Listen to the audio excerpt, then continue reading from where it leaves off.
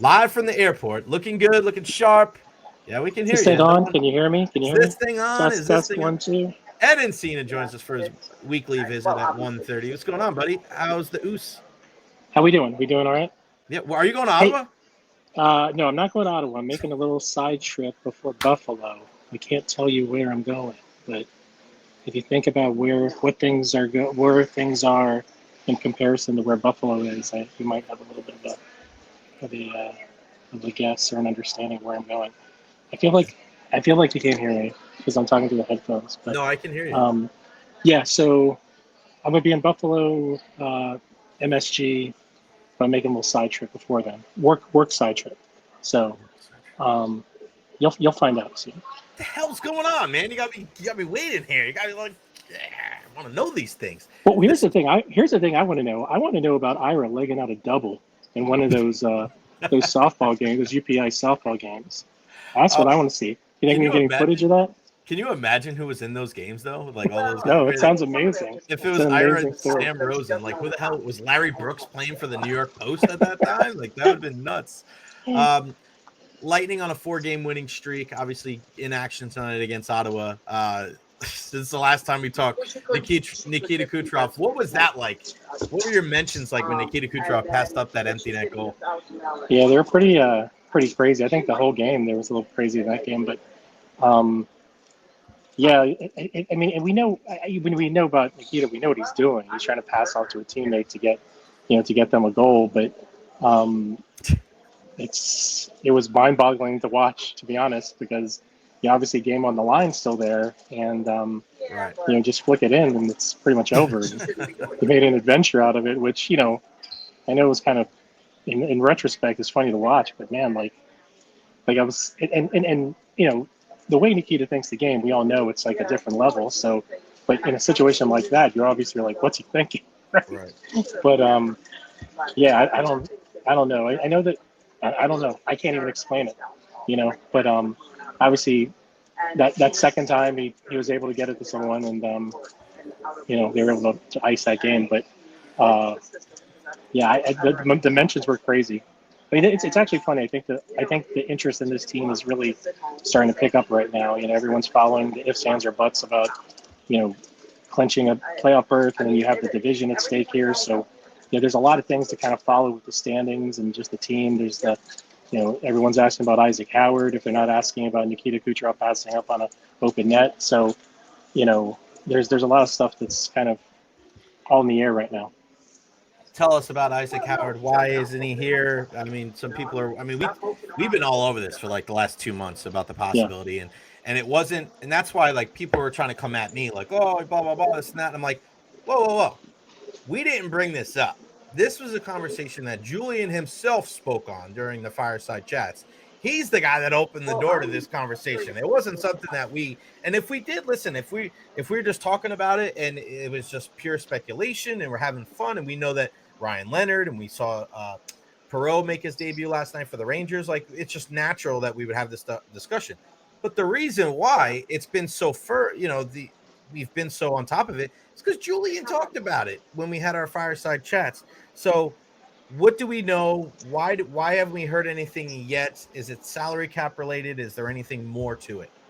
So I think there's a lot of complexities to it that probably some people don't necessarily understand, especially relate to cap. There's some contracts that you can move and you can send a guy down to the minors. There's other ones that you can't and still have them accessible before the playoffs. And this is something I actually just learned about. Honestly, I learned about some of the stuff from talking to Cam Atkinson a couple of weeks ago, about his situation and stuff that he learned about capology. He got basically a crash course over the past month when he got sent down the first time.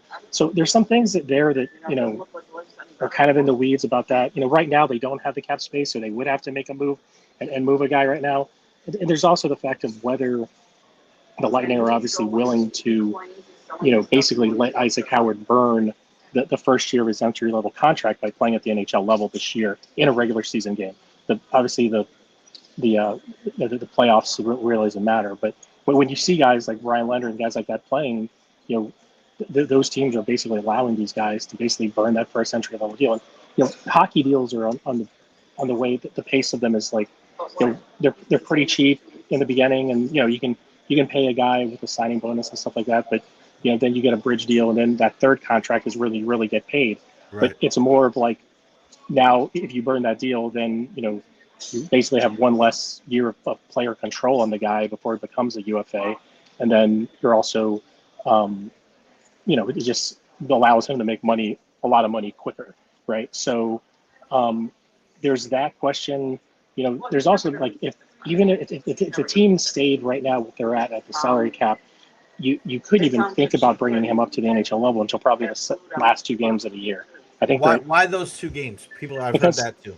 So the way right now, I think they have $8,000, right? So it basically, the daily cap, is a daily accruement. So yeah, and this is one thing that the Lightning haven't been able to do in past years because they've been in LTI for a lot of it. So every day you gain cap space. And this is actually why Cam Atkinson, never really reported to Syracuse. He was basically sitting around for a good week, practicing on his own in the rink, not with the team, and until they could accrue enough cap space to bring him back up and add him to the roster. So those are things that, like, basically, if they didn't make a move to send some guy down, they have to wait till they have that money to accrue to get the amount of cap space to be able to add them to the roster. The space is there. The roster spot is there. They just don't have the cap space to do it right now. So there's that. And also, too, like, there is a general philosophy here amongst the Lightning, I do believe it plays a factor here, is that the Lightning are very proud in the sense that they don't bring guys up until they're 100% convinced that they're going to help the NHL team, right? And, I know Connor Geeky made the team, and then he went back down because he hit kind of a little bit of a rookie wall there. He's doing really well in Syracuse now, by the way. Yeah. But and I'm not to say that they don't feel like Isaac Howard is NHL ready, but they're not going to necessarily rush him. And I think that the other factor is that when we heard them talk, I think Julian said this in that fireside chat. It's like, he's done everything that they've asked him to do. He put on some weight. He got better with his defensive game. He, obviously we've seen the dynamic kind of skill he has on the offensive side. But it is a different game, especially when, like, I would hate to see this team bring up Isaac Howard and really put him in like a fringe bottom 6 role. That's not where Isaac Howard is going to be able to flourish, right. And, I think we've seen this sometimes with some other players. I'm not comparing these guys anyways, but we know, Barboulay never found a spot on this team because there wasn't a spot for him. Right now, I know that that might be angering the fans right now. Like, where do you put Isaac Howard in a situation where he's going to succeed from day one? And that's the main question here, I think. And whether that's on the NHL roster, whether that's, getting a few games in Syracuse, whether that's, whatever that is, And so there's a lot of things in mind. There's a development aspect of it, which the Lightning never fall short on, to be honest, especially with and they're going to be super careful with this guy because they haven't had a prospect of his ilk in quite a while. Right. There's the cap aspect of it, and there's the money part of it too. So the contract part of it too. So there's a lot of different things at play here. Having said that, it is a little odd to see these other guys play, and these other guys are Hobey Baker finalists too, and not see and wonder kind of where Isaac Howard is. I think we'll have some resolution on it in the next few days. But yeah, it is. I think, and I know how the fan base is. I think it gets more concerning day by day when you don't hear anything. But let's also think about the Lightning here. The Lightning don't let anything be known until the smoke comes out of the top of Amalie Arena. There's no doubt in my mind that they're working on this, and they're working. If there's anyone who can make a contract work with the cap stuff, it's Julian. And I think that it's quote unquote in process. But when we get some resolution to it, I'm not so sure. But I think it's coming down pretty the next few days, I would say. Does he burn a year of his entry-level contract if he joins the team just in the playoffs? No. Okay. He can. That wouldn't count. Year? Yeah. All right. So let me ask you that then. So if you were a betting man, Mr. Encina, Do you think that we see Isaac Howard with the Tampa Bay Lightning in the regular season, in the playoffs, or not at all? I don't know. I was under a couple of days ago. I was under the idea that he'd probably get a few games in Syracuse, and you'd bring him. Sometimes you want a guy like to kind of give that energy back, to a team, especially as they go into the postseason. I honestly do not know what's going to happen right now. I do think that just because I don't necessarily know where Ike's camp is at right now, I think I go grasp what the Lightning are feeling, but right now I don't have a great grasp of what his camp is thinking. I think that push comes to shove here. I don't think they want to let him go back to college, obviously. I don't think that's happening. And so I think something will happen to the sense that, there's something that I think there's a part of me that thinks, a big part of me that thinks that we will see him in a Lightning uniform this season at some point. How about that? Regular season or playoffs? At some point. All right. Let's say the last couple games of the regular season. How about that? Okay. And then, so what about this aspect of, can he go down to the minors and then come up? Because did I read something incorrectly that if he goes to the minors, he can't play with the big club this year or something like that? So they can sign him to an amateur tryout initially. Okay, that would preclude him from joining. And then once he signs he can sign an entry level contract. That's after, like, it's when the entry level contract is signed, right? So, actually, I did misspeak here, Jay. When you think about it, if he does play, I believe if he does play at any point at the NHL level this year, he would burn a year, even if it's in the playoffs. Okay. So, that is so it's kind of the order. Like if he signed like a amateur tryout contract and then signed an entry level contract that would, for this season, starting this season, then that would burn a year, whether that's in the, but I mean, so basically it's just when you sign that deal. So you think the last couple of games of the regular season, we could see Isaac Howard with the Lightning?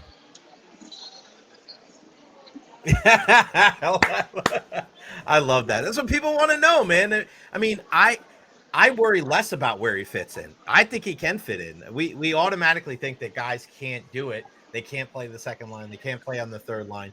Just because Alex Barré-Boulet, and I'm not saying you're saying this, right. Alex Barré-Boulet couldn't do it doesn't mean that Isaac Howard can't do it. No, right? Like, I have faith that if you could put him in there, I think he could play on the. Am I putting him with Point and Kucherov? No, not necessarily, but I think the kid's talented enough where he could play with Hagel and Cirelli. I think if you're going to put Paul up there, I think he could play with two veterans in Gordon Bjorkstrand. I wouldn't want to see him on the fourth line, but I think as a middle six guy, he gives you a completely different look than anybody that you have on the roster right now. And you know as well as I do, Ed, secondary scoring in the playoffs is paramount. The stars often cancel each other out, and you need those guys on the second and third lines to be able to put the puck in the back of the net.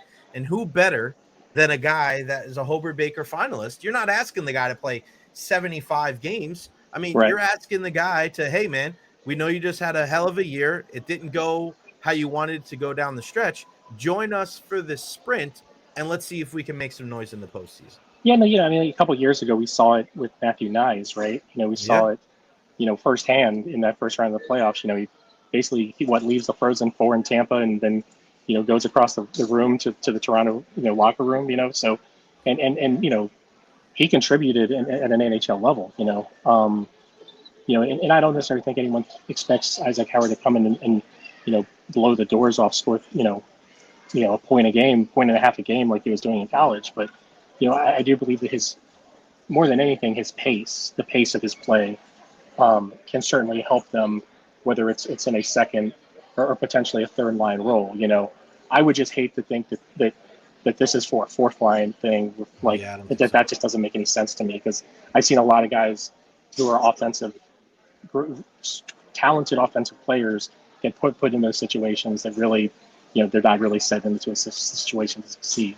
So, but yeah, I mean, listen, I hear it all. I know everyone's excited about it, and I'm a little confused about what is taking so long, but because it's taking so long, I think that they're working really, really, really hard to get this thing done, and it's just a matter of when and where, right? So, but yeah, I mean, like it's hard. It's really hard to gauge because, like I said, like there's like one thing I know about Isaac Howard from covering him from draft day on to all these development camps and everything like that is that like he's gonna reach his level. You know what I mean? He's gonna seek his level because he does have work ethic.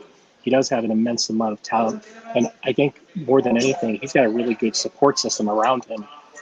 He's had that from day one, whether it's his coaches, his trainers, um, his coaches at Michigan State were great. You know, his coach at Michigan State was basically his coach with the U.S. developmental program when he got drafted out of. So, you know, but he does have as much as people probably see Isaac Howard for his swagger, he does have a hunger to be just reach his level and be the best he can. So I think that's one thing that whether we see that now or we see that in a week or we see that in a month or if we see that next year, that we're going to see it.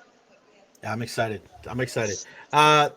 What are you expecting from the team tonight? It looks like Andrei Vasilevsky is going to get the nod in goal. Luke Glendening is back 4 games in a row that they've won. I mean, they just got to kind of keep that foot on the gas pedal, right, Ed? I mean, when you're looking at this situation, Toronto wins last night. You can put some more distance between you and Florida tonight. I mean, the more games you win here in the next week or so, you're pretty much locking in home ice advantage in first round of the playoffs. Yeah, for sure. And when you look at the schedule, like, and what the Lightning are up against versus what those other 2 teams are up against in terms of, opponent strength of schedule and the back-to-backs, the Lightning probably have the most favorable schedule out of 3. So, and tonight they do have the dangling carrot basically of, win and you're in terms of clinching a postseason berth. So, and even if they, get a point, they can win if one of Montreal or Columbus loses, they can even back in if they lose and both of those teams lose too. So, they have something to play for sure tonight. So I think the urgency will no doubt be there. I think that, it's just sticking, I did like the Islanders game the other night. I think that, they kind of learned from the things that they kind of got, the habits that maybe they were displaying in that first Islanders game, in terms of, shutting it down and closing out a team and, sticking to that two goals or less philosophy of, really playing some tight hockey. And as you know, the Islanders are a team that can really kind of frustrate you into, playing a certain way. And I think that the Lightning, were able to, kind of overcome that. But yeah, I think tonight, also too, I mean, Ottawa might be a team that they might face, so, you never know. We talked about, I mean, I don't know if you watched the Canes Caps game last night, but oh my God, there's some this is a time of the year where there's that postseason message sending comes out. And, if those 2 teams face each other in the second round, like, that's going to be a fun series to watch just because everything that's kind of table set there. So, who knows about that? Ottawa's a tough physical team and, they play hard. They always give the Lightning a tough game. Even when they haven't been as good as they are this year, they always seem to play them tough. The Lightning don't seem to play very well in Ottawa, over the years in general. So, I think they'll go into it all knowing all that and knowing kind of what's at stake here. And again, the other thing is the division. And I talked to Victor Hedman about it before they went on the road. And it is one of those things where in the past, the Lightning really haven't cared about it. Like the whole philosophy of they've won a President's Trophy and got knocked out in the first round. They've been the 3rd seed in the division and won a Stanley Cup. But I think this year it's probably a little bit different because you don't want to be that 3rd team, right? You don't want to not have home ice for at least that first round. You'd love to have it for 2 or a couple rounds. So I think that there's an added motivation there to win the division or at the very least get in that 2nd spot. No matter who they play. And again, we've talked about this all the time. Is the tough part is there's going to be 3 really good teams in that division that come out and one of them's not going to make it out of the first round. So you want to have every advantage that you can. And for this team, home ice has been a really good advantage, especially when you look at kind of their road record, it's, there's a big disparagement there between the 2. So, yeah, and like I said, that's not to say that that's the big difference because I think they had a great home record when they lost to the Leafs a couple of years ago and lost three games in overtime at home. So, It's not a guarantee by any means, but it's still, at least it puts you in the situation you want to succeed going in. What do you got right now on TampaBay.com/sports there at the Tampa Bay Times, buddy? Well, I'm flying to a place, Mysterious place in flying to Western New York. the mysterious place. And, oops, sorry. Yeah, I'm flying to a mysterious place in New York State somewhere that I can't tell you about. But yeah, I mean, we'll be, like I said, we'll be on the road in Buffalo and in New York, and I think by that time they'll clinch. But I think it'll be interesting to see. I think that the way that I think for the most part, when you take out a few games of like the past, what would this be, 4 to 6 weeks, the Lightning played some pretty good hockey that they can really kind of hang their hat on in terms of being proud of and going into the playoffs. So there's that. Also, I know that there's been a lot of discussion about Kucherov and why isn't he getting a lot of that attention and respect that he has, and I'm going to take a good look at some of the numbers there, because I do think that if you criticize him last year for having all those empty net goals, the power play hasn't been great this year. Well, it hasn't been. How do I say this? It hasn't been as great as it was last year, right? I mean, they're still a top 6 unit, right? But I know, I'm sure that there's a lot of guys, including Nikita Kucherov, who are frustrated about the way the power play has played. But that means that he's played a lot better in 5-on-5. And if that's the way that sometimes people want to judge you because you're not getting all these power play goals, you're not getting all these empty net goals, I think Nikita Kucherov is probably having as good a season as anyone else. I think he's played a lot more responsible two-way game this year than maybe he has last year. And I think the tough part about Kuch is that when he does have a brain cramp or he doesn't play well in his own end, it's egregious, and so it stands out a lot more. But I honestly think that all in all, he's played. It's hard to compare his game to the 144 point season, or even the first Hart season. It's really hard, but in a lot of ways, what he's done this year, I think might even stand out more, especially in the sense of 5-on-5. And again, knowing that this is what this team needed. This team needed to play a better 5-on-5 game, both sides of the puck, and he's really kind of given that. So, remember last year when what they needed is they needed him to shoot, because they didn't have Vasi, and he put up a bunch of shots, and he always gives his team what they need when they need it the most. And more than anyone, we know this from watching it every day. This team goes by the way he goes. Yeah, he's the straw that stirs the drink. Right, he's a straw that stirs the drink, like pace, momentum, offense, defense, everything. So, but it does suck because I do think that no matter what,